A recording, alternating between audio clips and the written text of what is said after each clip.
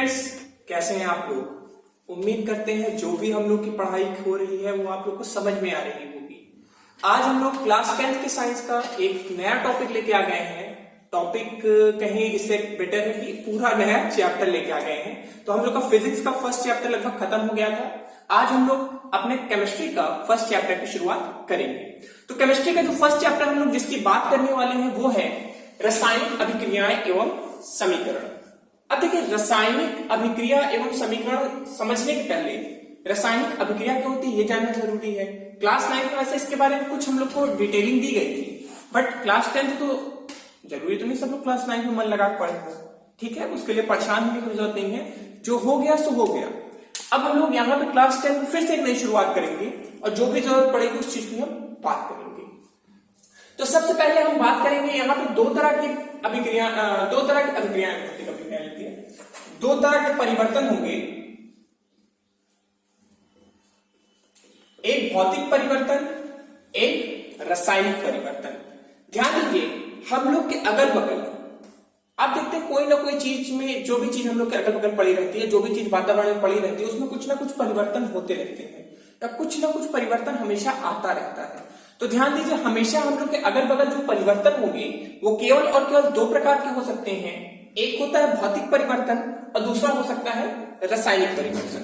अब आपसे पूछा जाए कि भौतिक परिवर्तन क्या होता है और रासायनिक परिवर्तन क्या होता है, तो उसको समझने के पहले हम जो डेफिनेशन है, अगर इनकेस हमसे पूछ लिया जाए एग्जाम में, तो हम पहले सबसे पहले डेफिनेशन लिख लेते हैं। तो भौतिक परिवर्तन का डेफिनेशन आप क्या लिखेंगे?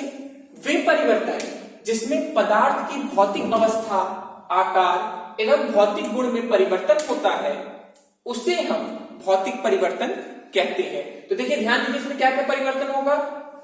भौतिक अवस्था।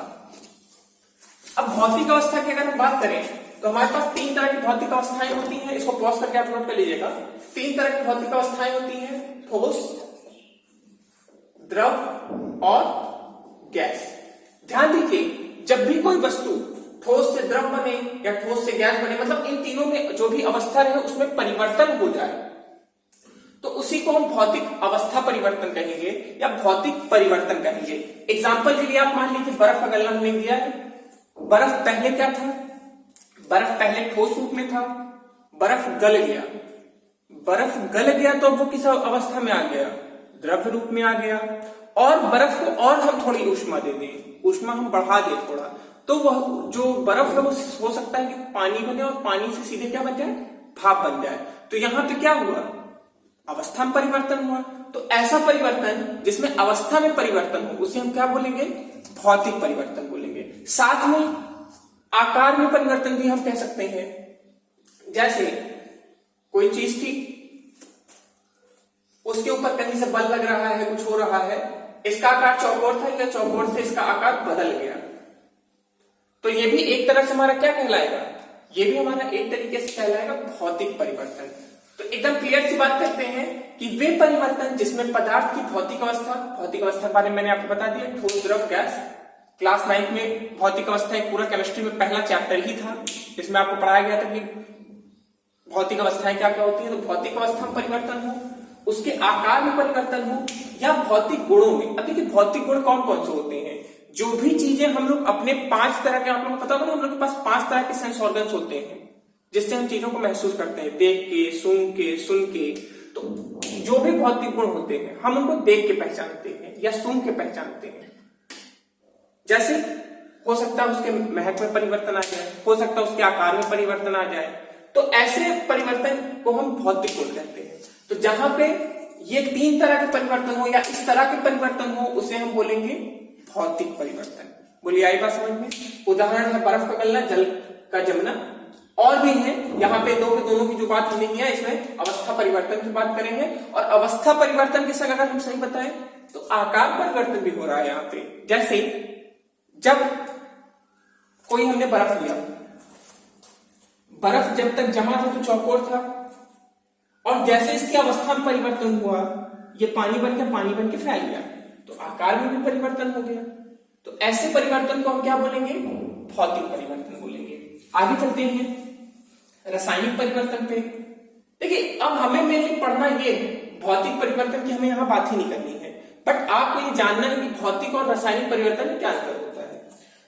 अब हम बात करेंगे सीधे सीधे रासायनिक परिवर्तन की, क्योंकि ये चैप्टर का नाम ही है रासायनिक अभिक्रियाएं। मतलब हम यहाँ पे जो भी बात करेंगे किसकी बात करेंगे, हम यहाँ पे जो भी बात करेंगे पूरे के पूरे चैप्टर में थ्रू आउट रासायनिक अभिक्रिया की बात करेंगे, क्योंकि रसायन विज्ञान है।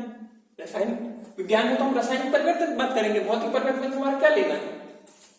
अब बात करेंगे रासायनिक परिवर्तन की, वे परिवर्तन जिसमें पदार्थ के रासायनिक संगठन एवं रासायनिक गुणों में परिवर्तन होता है। अब देखिए ये क्या होता है रासायनिक संगठन।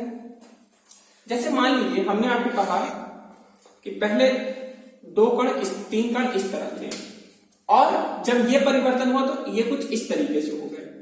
इनके जो कणों की संरचना थी या कणों का जो संरचना था वो उसमें परिवर्तन हुआ, तो इनके रासायनिक संगठन में क्या हुआ, परिवर्तन आया। रासायनिक गुण, जैसे मान लीजिए कोई चीज है उसमें हमने ऑक्सीजन से उसको जोड़ा या जल से उसको जोड़ा तो कुछ नया बनेगा। तो ऐसे परिवर्तन जिसमें पदार्थ के रासायनिक संगठन और रासायनिक गुणों में परिवर्तन होता है, ऐसे परिवर्तन को हम क्या बोलते हैं, रासायनिक परिवर्तन बोलते हैं। इसको भी और डीपली समझना है, बट अभी आप इतना समझ लीजिए वे परिवर्तन जिसमें पदार्थ के रासायनिक संगठन एवं रासायनिक गुण में परिवर्तन होता है उसे हम रासायनिक परिवर्तन कहते हैं। एग्जाम्पल के लिए 2 एग्जाम्पल्स आपको दे दिए गए हैं। दूध का फटना, कोई दहन मतलब कोई चीज जलाना, जब कोई चीज जलाते हैं वो भी एक तरह का रासायनिक परिवर्तन है। क्यों?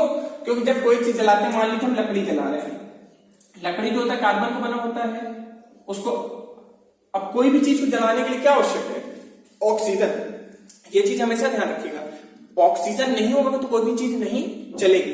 एग्जाम्पल आप समझ सकते हैं, जब भी कहीं आग लगती है तो वहां पर देखते हैं ना लाल रंग के सिलेंडर्स आते हैं, उस सिलेंडर में क्या भरा रहता है, उस सिलेंडर में कार्बन डाइऑक्साइड भरा रहता है। कार्बन डाइऑक्साइड जो होता है ऑक्सीजन का विपरीत काम करता है, मतलब चारों तरफ कार्बन डाइऑक्साइड में फैल गया तो वो जलेगा ही नहीं और आग क्या हो जाएगी, बुझ जाएगी। तो ध्यान दीजिए कोई भी चीज जलाना तो किस चीज की आवश्यकता है, ऑक्सीजन की, और जब ऑक्सीजन और कार्बन मिलेंगे तो क्या बनेगा, कार्बन डाइऑक्साइड।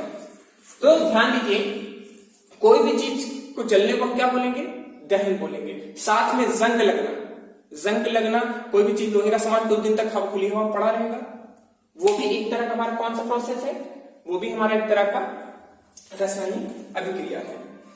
ठीक है, अब आगे की हम बात करेंगे। अब देखिए हमको यहां पे बात करनी है कि रासायनिक अभिक्रिया होती क्या है और हम उनकी पहचान कैसे करेंगे। ठीक है, सबसे पहले हम ये समझते हैं कि रासायनिक अभिक्रिया क्या होती है। ठीक है, देखिए रासायनिक अभिक्रिया में क्या होता है कि 2 या 2 से अधिक चीजें आपस में मिलती हैं और एक नई चीज का निर्माण, एक या एक से अधिक चीज का निर्माण होता है।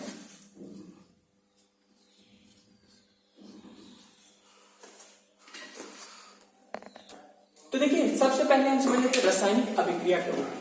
वह अभिक्रिया जिसमें एक या एक से अधिक पदार्थ परस्पर मतलब एक दूसरे से मिलकर एक नया पदार्थ का निर्माण करते हैं, ऐसी अभिक्रिया को हम क्या बोलेंगे, रासायनिक अभिक्रिया। अब देखिए रासायनिक अभिक्रिया होती क्या है समझ लीजिए। मान लेते हैं शुरुआत में हमने इसको लिया मैग्नीशियम, मैग्नीशियम जानते हैं सब लोग, O2 ऑक्सीजन।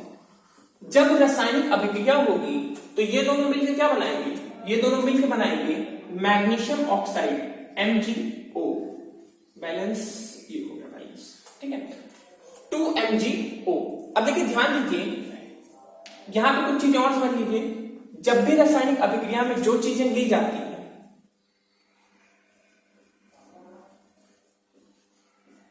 जो चीज